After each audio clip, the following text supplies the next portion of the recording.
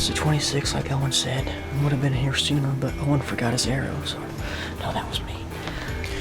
Finally got set up in the tree. It is October the 30th.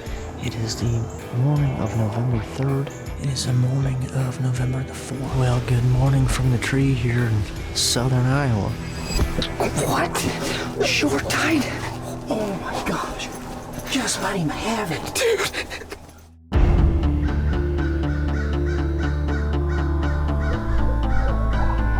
Can you beat it? 0 to 60, man. Whoa. What can you say about that? An absolute dream buck.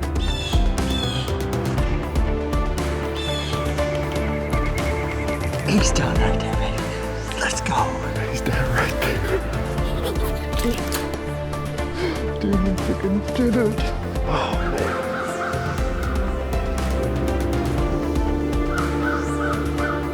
Insane night. Season on, game on.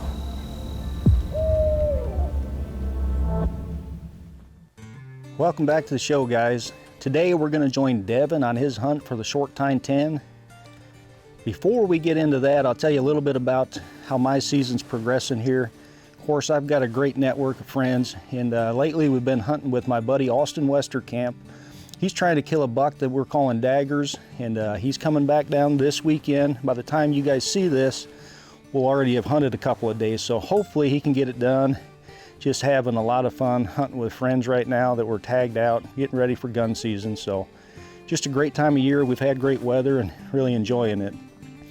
Now I'll give you a little history with this short tine 10. I can trace him back to 2022. And in 2022, he's almost as big bodied as what he is right now. So I'm not real sure how old this buck is. I mean, one of the older bucks we've ever killed, Devin killed, of course. He had an 8-point frame back then. His racks continued to get a little better each year, but it'll be interesting to get him aged and see just how old he is. Like I said, 2022 is huge bodied. We had him again in 23. We actually put some effort into killing him in 2024 and just never did see him. And it's been the story on a lot of these older bucks. They're just, you know, if it wasn't for the rut, we wouldn't kill a lot of them. But before we get any farther into the hunt, you know, I've got a great network of friends, and when Devin started filming for me, I didn't know Devin at all, and you know, since this will be his 4th season filming, and we've become great friends. And one of my stipulations to filming is it's always got to be fun.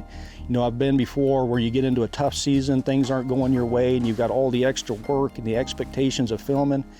So, you know, it always had to be fun for me, and Devin and I have become good friends, and we just have a blast out there, so couldn't be going any better from that standpoint. Let's check in with Devin and see how his season has gone as a whole so far, and then we'll come back to this hunt. Thank you, everyone. Thank you. 4 years. I see. I think I nailed him. You just slayed a dragon. Oh my God, that's a huge, oh my God. I was shaking like a leaf. Boy, is that way early. There's absolutely. Yeah, dude. We got him, buddy. Your dad's up there smiling so bad right there. Just torched him. What do you say, man? Gosh, that's a biggie. Yes. We've been in the stand an hour. An hour. Oh, I gotta call Ryan home. Hey guys, like Owen mentioned, bringing you the short tine 10 kill here, and it's one of the funnest hunts I've ever been on with, you know, how big the body of the deer is and how he reacted to the decoy. It was something I've never seen before, or probably never will again. So I'll give you a little bit of backstory on myself and how I got to this point, you know, working with Owen full time. And growing up, I was born and raised right in the heart of southern Iowa. I mean, you couldn't ask for a better place, you know, for hunting. I got into hunting. My grandpa introduced me to it. He was a gun hunter, so he took me out during youth seasons and stuff like that and killed some does at a young age. And then I killed my first buck with him when I was 10.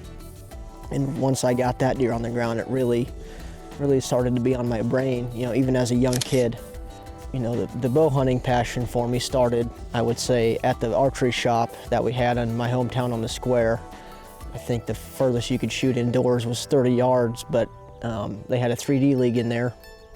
He had a bow up for sale that I really wanted. I was fortunate enough, he was allowing me to make payments on it.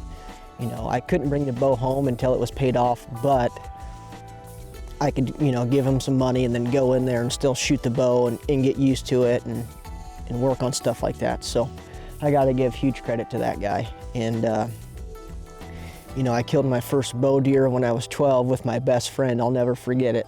But that's really, between my grandpa and then going hunting with my best friend, that's what really started this journey of having whitetails on the brain. And how I got to be with Owen, it's kind of a funny story. So I used to do road construction for the county, and it was, I don't even know what time of day. I think noon. We were waiting for the mud truck to get here, and scrolling through Facebook, and I seen Owen Reigler's name, and I'm like, what the heck? I didn't even know I was friends with this guy's on Facebook, you know? Well, what got me was a big velvet picture of Loch Ness, which I didn't know Loch Ness at the time, but he put out a post that he was looking for a, you know, farmhand and camera guy. So I shot him a message. We talked back and forth and went to his house for an interview, and here we are today. You know, it's crazy. As a young kid, I would always, like, I want a deer hunt as a job somehow, some way, someday. And it's crazy how it led to this point. You know, the whitetail will humble you so much. You know, you get down and there's the roller coaster of highs and lows. And sometimes we're on that low. You just got to take a step back and really, you know, realize I'm in the middle of what I prayed for. Like, I'm living in my dreams, and I got to make the most of it. I can't be down. You know, I wake up knowing I get to do this as a job. You know, coming into this, I knew enough about hunting to, you know, get deer killed, but that was just one page out of a whole 100-page book that was unwritten and knowledge I didn't know existed. And Owen really opened that book up for me, and the attention to detail that guy has is second to none. Like, we're working on the farm every day, you know, TSI, putting in culverts for crossings just to pinch them down even more. The list can go on, and I could make, you know, a 2-hour video on this, but the point is, we do everything we physically can to give the deer the best life they can possibly have. And we don't even do that just so we can kill them. It's just, you know, having the deer, watching the deer, knowing what we're doing is producing something. Shooting wise, Owen would bring me along to some 3D shoots with some big names in there. And if you thought, you know, having a big buck in front of you was pressure, try shooting against the big dogs that, you know, it's all the eyes on you when you're shooting. And it just all in all made me a better shot. On my end, I know when I'm at full draw, I'm comfortable that, you know, I'll make an ethical shot. Repetitive shooting every single day, it's just, you reap what you sow, right? Like, you want to get good at something, you just do it over and over and over until it just becomes a second nature, and it's crazy. You know, that guy is so knowledgeable with bows, the land, everything. You know, the friends I've met along the way or made along the way, everybody on the team, you know, and I got to give a huge shout out to my wife. You know, we have a 2.5-year-old son that, you know, she holds the home front down while I'm, you know, living my dream, and I got to give credit to her, because without that, you know, I wouldn't be doing this. It's just been a huge blessing, which it made me love the land. You know, I mean, absolutely love it. You know, they don't make money any more of it, so you just got to make the best of it, which led me into starting a land management business with one of my good friends. We want to help others make their property the best it can be. You know, it's just a safe spot for wildlife to have a sanctuary, you know, where they feel comfortable, and it's just awesome to be able to do this. So going into this year, I was bouncing around from my permission farms to Owen's farms back and forth, and I just wasn't having any luck. You know, the numbers were super low in my area. I suspect EHD, but it's the lowest it's ever been the 4 years I've been in the area. So it was I was seeing deer, but I wasn't seeing anything mature. Moose shopped over to Owens. November the 6th, we go to the DW8 plot that we set up this past off season. We mulched that trail through the cedars, threw up a rubbing post in front of the blind. We were hunting the DW8 buck, or that's one we were trying to target, or short tine 10.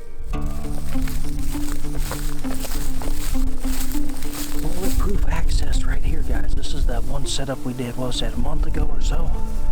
We got the access through the cedars, comes up right to the back of the blind. Perfect, boys. This is that time of year, November 6th, I believe today. If they're not with a doe, they're gonna be on their feet. It'll be one of the best days of the year. But if they're with a doe, you probably aren't gonna see them unless they're really close to where you're at.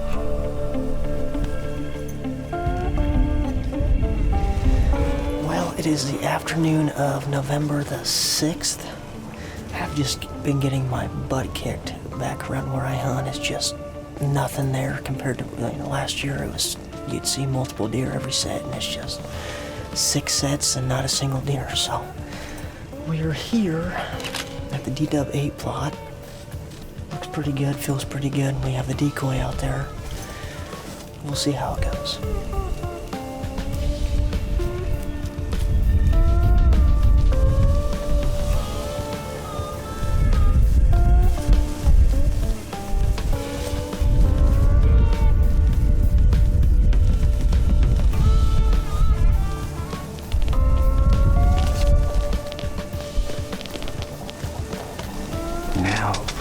That have a decoy bunch.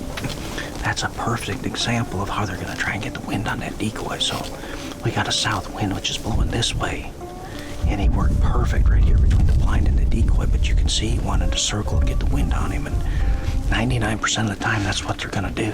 Occasionally if one's really worked up he may not, but that's a rarity. So always keep that in mind when you're setting up your decoy. Well, Noah and I are just in here talking a little bit, and look up and there's a doe running across the hill over there, and shortly behind her is a short tine 10, and he is large and in charge. The last hour is the best hour, so let's go. Man, I apologize, guys. I totally dropped the ball on that. So he's running across the field, and I wanted to tell Devin what deer it was so he could call to him or whatever. I forgot I was supposed to be filming it, so I'm glassing a deer, telling him what deer it is. So it completely let you guys down, but with any luck, he'll get done harassing that doe and head back this direction.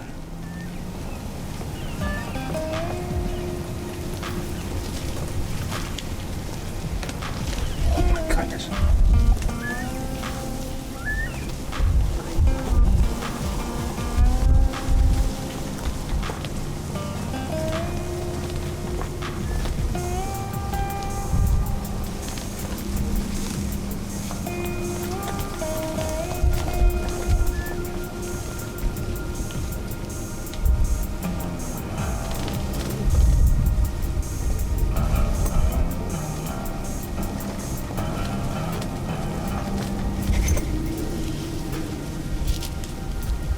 All in all, it's been very, very eventful for me.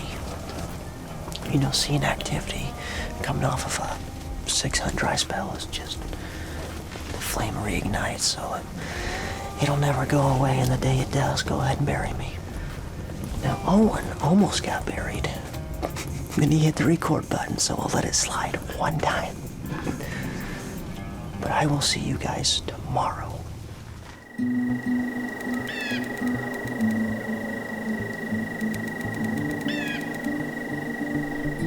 Owen says we're gonna be able to put this to use tonight. Well, what do you say? Hey, when I say that, it happens. We're 2 for 2 this year. When Devin says that, well, we won't talk about that.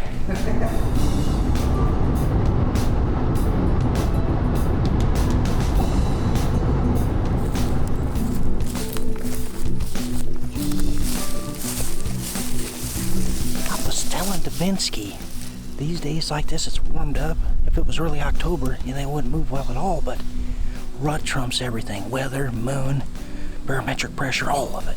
So we could see a slammer. I don't doubt it. I think we will actually. Send him. Let's go. Send him.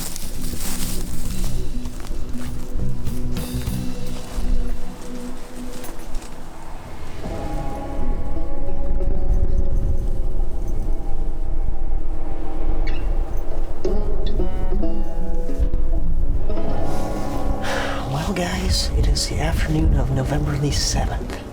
Historical day to be out. We got a northwest wind carrying back behind us in these cedars.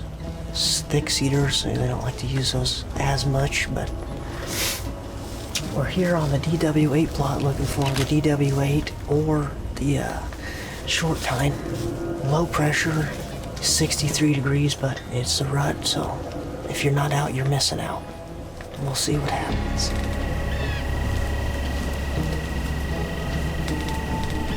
All right, a little strategy update here. This is November the 7th. Beautiful day. One of, Winky's favorite days is the 7th. I've killed some nice bucks on the 7th. But our strategy is still the same right now. We've got the decoy in the food plot.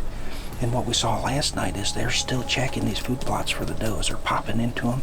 If there's nothing here, then they would probably work off. But we've got the decoy out, so everything hung around the decoy, postured up to it and everything last night. So that's exactly what we're hoping will happen with one of these shooter bucks. They'll pop into this food plot looking for a doe. He's not here, or doe's not here. Decoy's here, and they'll react to the decoy. So that's the strategy. Now, if you get to where even the bucks aren't coming to the food plots, like, I don't know if the does aren't right now because they're getting harassed pretty bad. And if the bucks quit popping into these food plots, then you're going to have to get back in the timber. But right now, they've still been showing up. So until that changes, this is going to be our strategy in the evenings.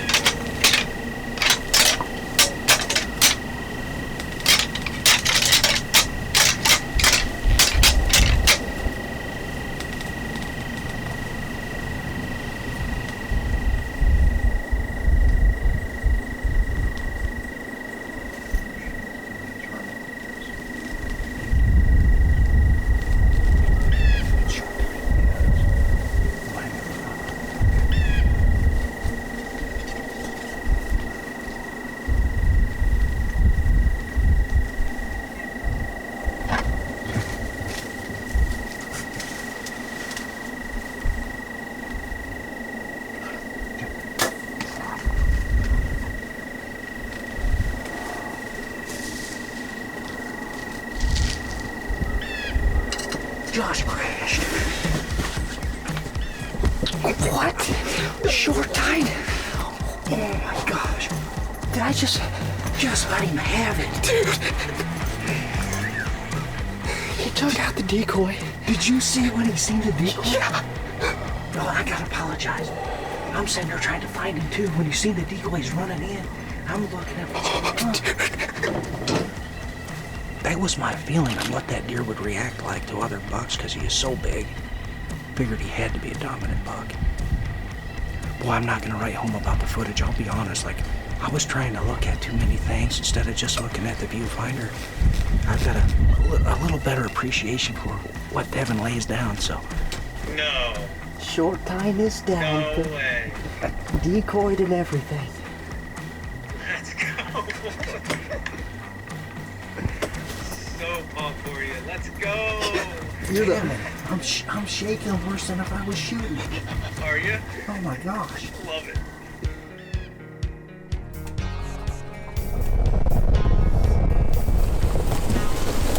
Well, we're on the blood trail. For some reason we couldn't find any in the green source, so we walked the direction he went, and we can see some blood here on this CRP grass. And it looks pretty good, so we're just gonna take this up and see where he's at. We heard him crash, we think, so we'll just take this up. And then we got babysitter Big O back here, so. Don't mind it. I got 3 of my own, so what's one more?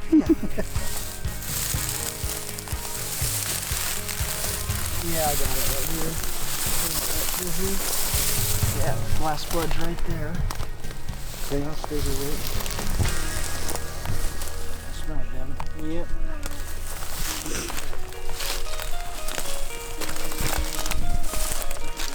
There he is right there. Dude, look at the size of that thing. Oh my God. You gotta go see this timber steer. Oh my goodness.